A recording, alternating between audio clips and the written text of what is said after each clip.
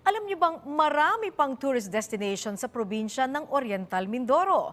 Bukod sa maganda, budget-friendly pa ang mga ito. Kung saan-saan yan, alamin po natin mula kay Clazel Pardilla.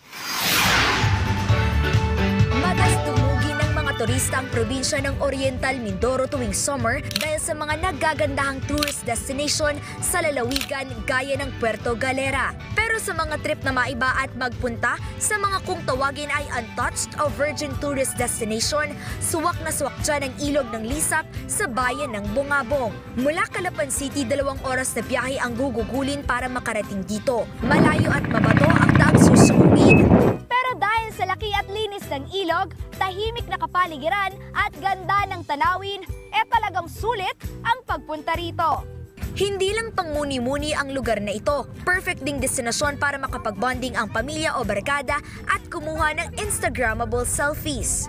Patok din ito sa mga adventure seekers dahil pwede mag-dive sa ilog na may lalim na abot sa 15 feet. Madalas kami mag-diving dito. Sobrang saya kasi tapos kasama pa yung mga kaibigan at pamilya mo.